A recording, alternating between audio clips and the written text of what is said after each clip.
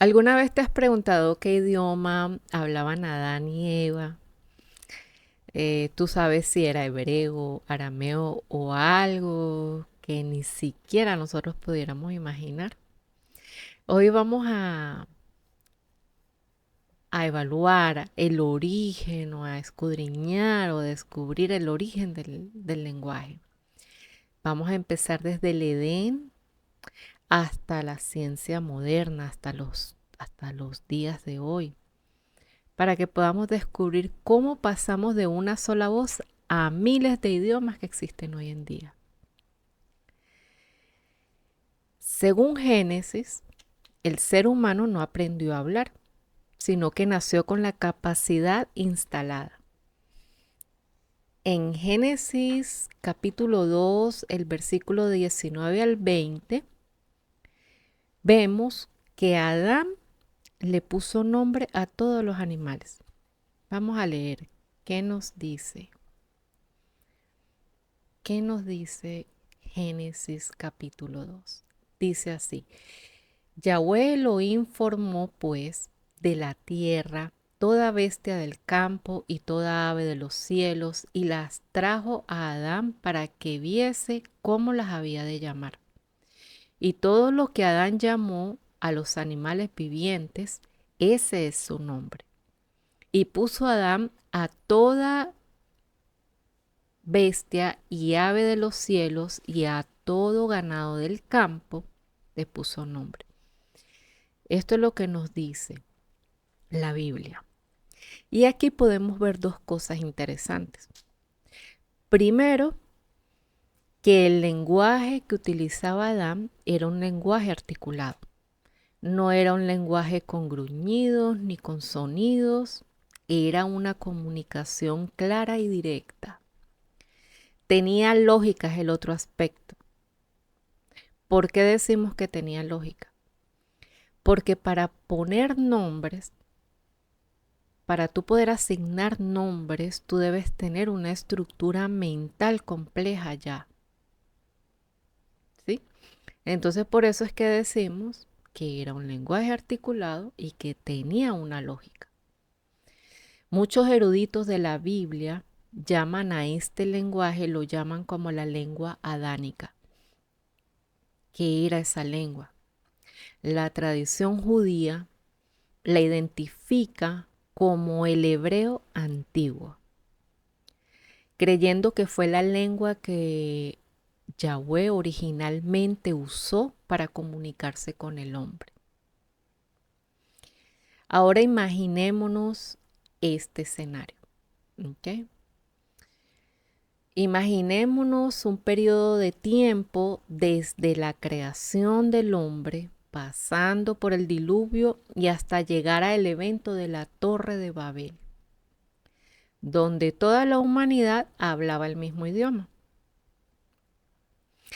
Vámonos a leer qué nos dice la Biblia en Génesis 11.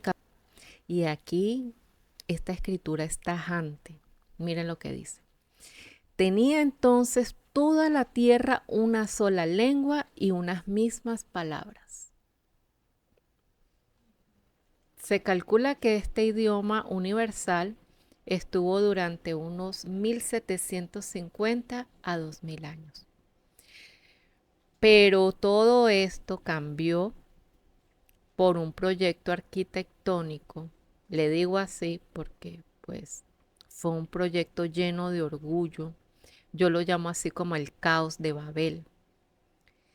Y cuando hablamos de Babel, tenemos que mencionar a Nimrod. ¿Quién es Nimrod? La Biblia nos habla de que Nimrod era el bisnieto de Noé y que bajo el liderazgo de él ideó una rebelión organizada y promovió la construcción de la Torre de Babel. ¿Cuál fue la respuesta de Elohim ante este proyecto? Él dijo, pues si todos están de acuerdo, se han puesto de acuerdo, pues vamos a confundirles las lenguas. Eso fue lo que él dijo. Aquí lo leemos en Génesis capítulo 10, del versículo 8 al versículo 10. Vamos a leer, dice. ¿Quién era Nimrod? Y Cus engendró a Nimrod, quien llegó a ser el primer poderoso en la tierra. O sea, que era un hombre reconocido.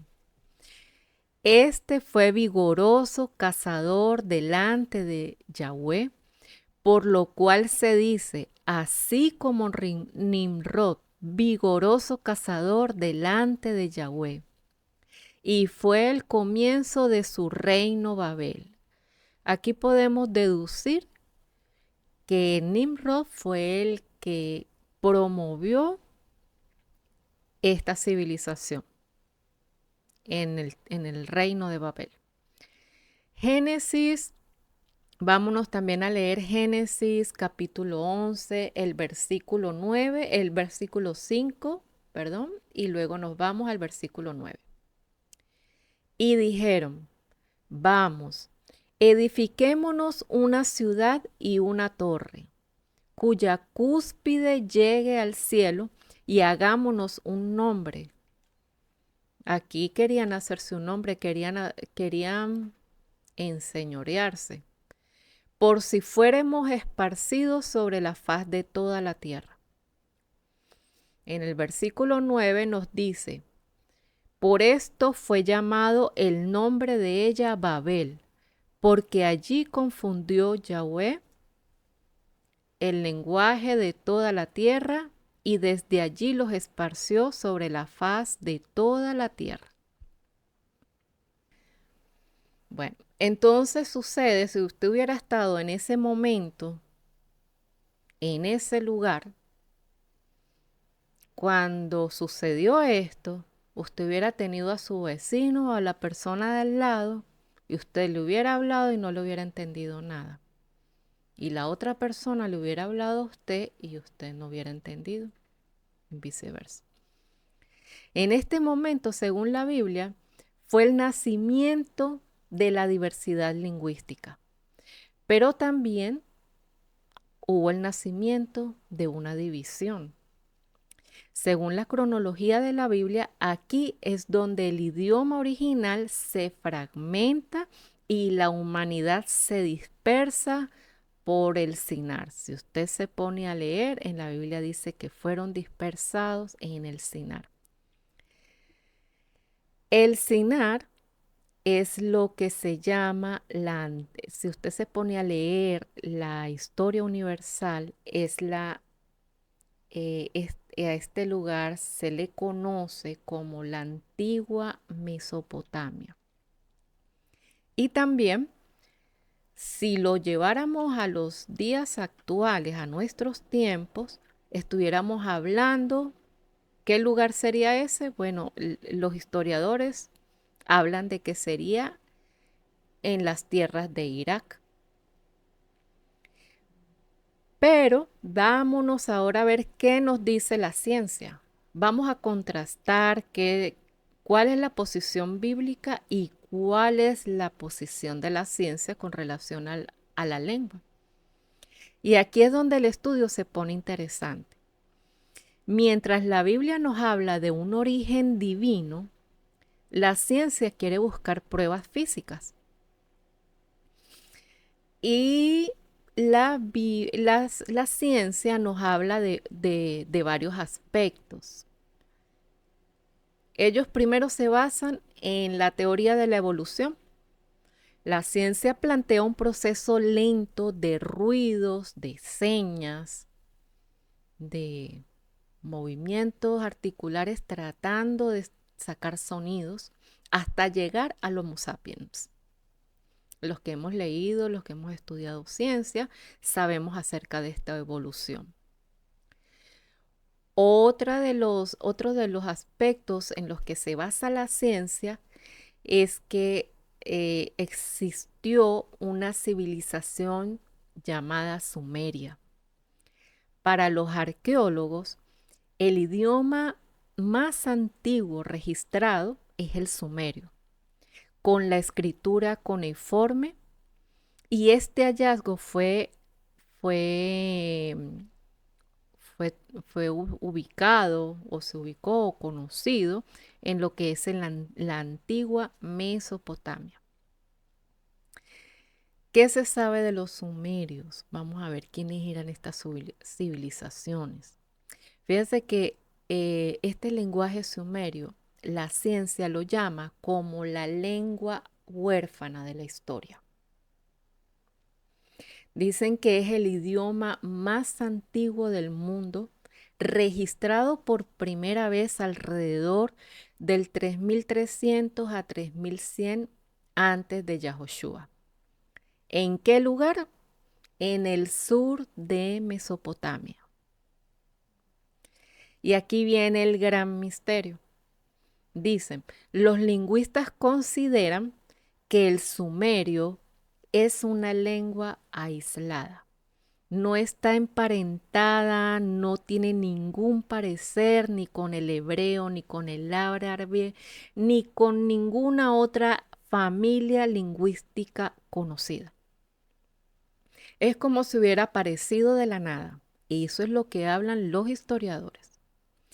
No tiene ningún, dice que el sumerio tiene una gramática única, aparte de que es una gramática bien difícil de entender y de duplicar, ¿sí? Entonces, aquí viene un dato bien importante. Aunque la ciencia no llama a la lengua que hablaban en el tiempo de Adán y Eva, no lo llaman adánico, si nos adentramos a la historia de la civilización de los sumerios, vamos a encontrar algo bien interesante. Y es que los sumerios en su historia tenían relatos de sus antepasados de una gran inundación. Tenían relatos también de reyes que habían vivido siglos anteriores, muy similares a los patriarcas bíblicos. ¿Les parece esto muy curioso? Bueno, a mí sí me pareció. Fíjate. Y esta fue una civilización que se conoce, además de su escritura, se conoce porque crearon o utilizaron un sistema de riego. Se conoce también porque hicieron las primeras construcciones de ciudades o las primeras civilizaciones. También construyeron las primeras escuelas e idearon también las matemáticas complejas. ¿Ok? ¿Qué otra cosa podemos decir? Y aquí tenemos que hablar algo de que hay como un eslabón perdido. Dice que para la ciencia, si no hay registros, para los historiadores, si no hay tablilla de arcilla, si no hay registros, no existe. La ciencia también menciona, fíjense lo que sucede, que la ciencia también menciona que simultáneamente con los sumerios habían otras civilizaciones, la civilización de los semitas. Si nos ponemos a estudiar en la historia, los dos juntos estaban en los mismos tiempos. Entonces vamos a estudiar un poco qué hay de los semitas, de dónde salen. Hay un dato clave aquí.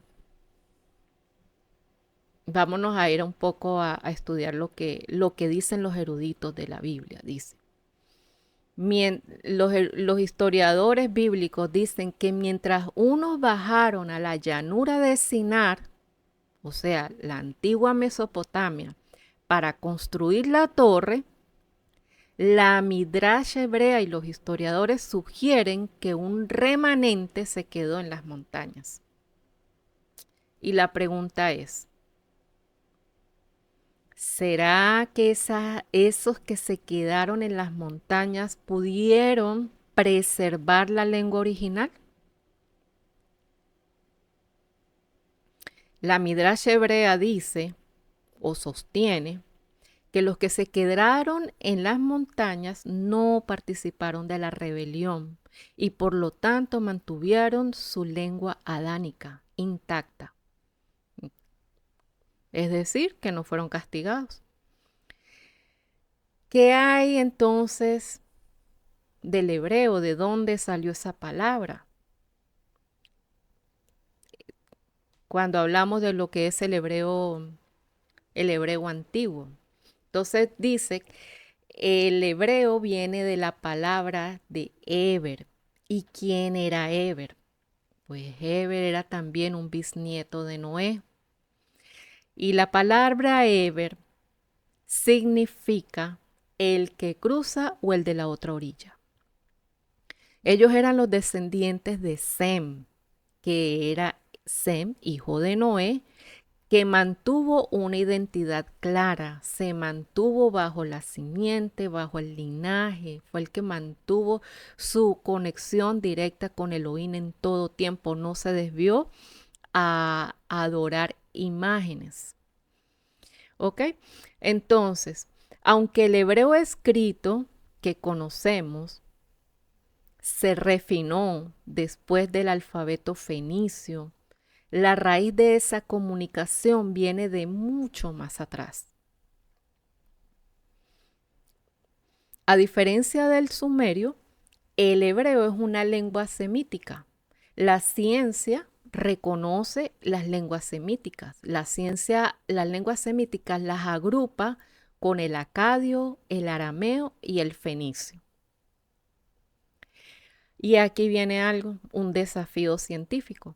Y es que los hallazgos arqueológicos del hebreo escrito son más recientes, son de la época del rey David. Lo que lleva a los historiadores a decir que el hebreo es más joven que el sumerio. Pero aquí pudiéramos decir algo. El hecho de que el hebreo escrito sea reciente no significa que el idioma hablado no existiera. Se cree que los patriarcas como Abraham hablaban un protohebreo o lengua cananea que se transmitía de generación en generación de manera oral. Okay. Y entonces, ¿qué hay del origen del arameo? ¿Cómo surgió y de dónde vendríamos a hablar? El arameo viene, el arameo tiene, bíblicamente tiene un origen bien claro. El arameo proviene de Aram, quien fue hijo de Sem y nieto de Noé. Esto lo podemos corroborar en Génesis capítulo 10, versículo 22. Y dice así: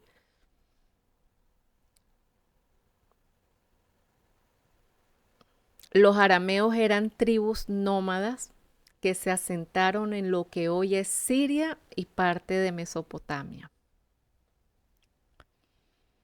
Vamos a leer Génesis capítulo 10, versículo 22.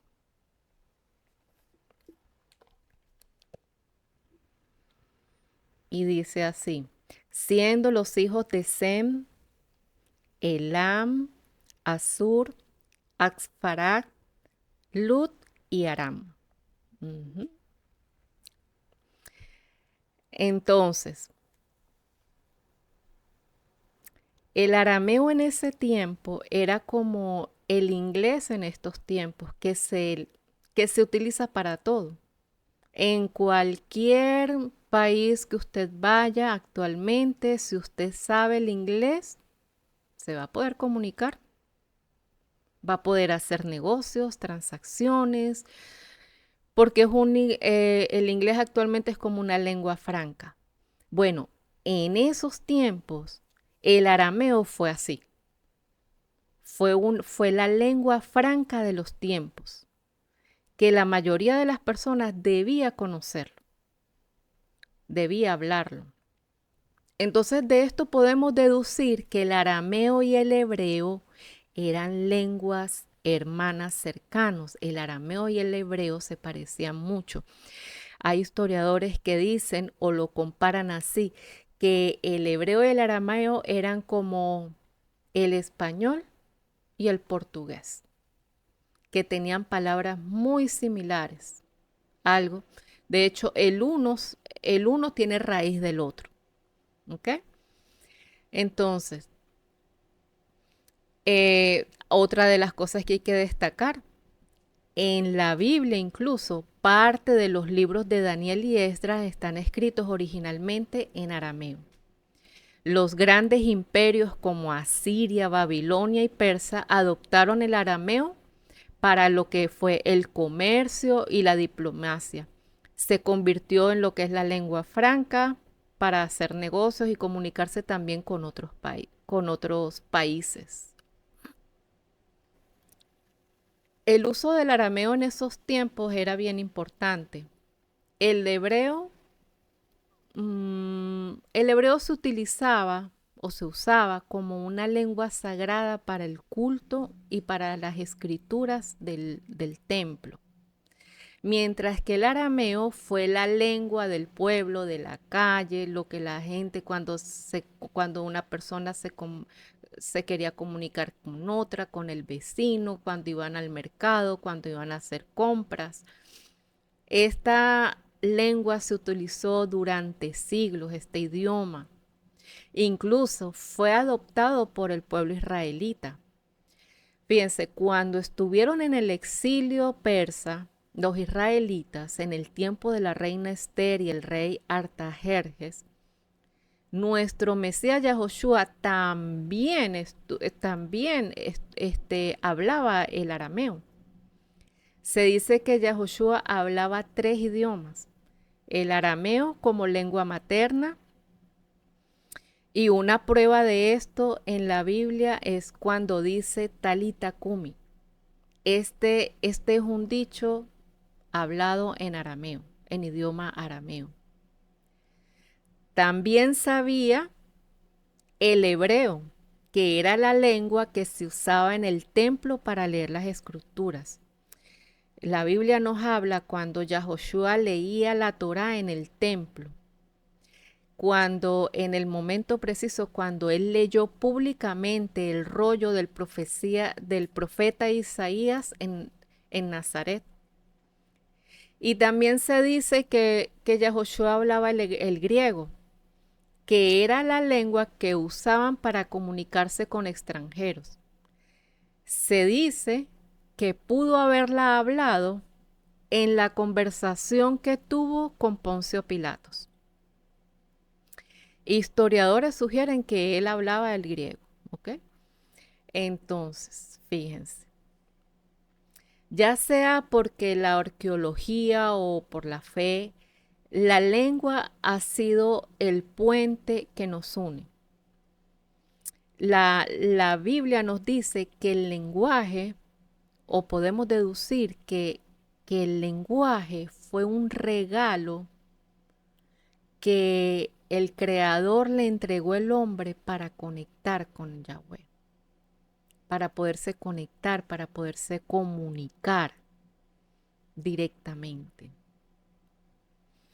Mientras la ciencia se basa en lo que se puede tocar, las tablillas de arcilla sumérica, la Biblia nos habla de un origen espiritual como un regalo para conectar con el Creador, ¿sí? Y ya hemos aprendido que el Sinar es Sumer. Los historiadores coinciden en que la tierra de Sinar, donde se construyó la Torre de Babel, es la misma Sumeria de los arqueólogos. La coexistencia en Mesopotamia, donde convivieron 2 grupos, los sumerios con su lengua extraña y aislada, y los semitas y antepasados de los hebreos. También sabemos que hoy en día en Israel se habla un lenguaje hebreo moderno, que es una reinvención que une la sintaxis del hebreo rabínico, del hebreo que se habla en el templo, con un vocabulario del hebreo bíblico y también un neologismo moderno. ¿Qué es esto, neologismo moderno? O sea, son palabras nuevas heredadas o adoptadas del entorno actual en que vivimos.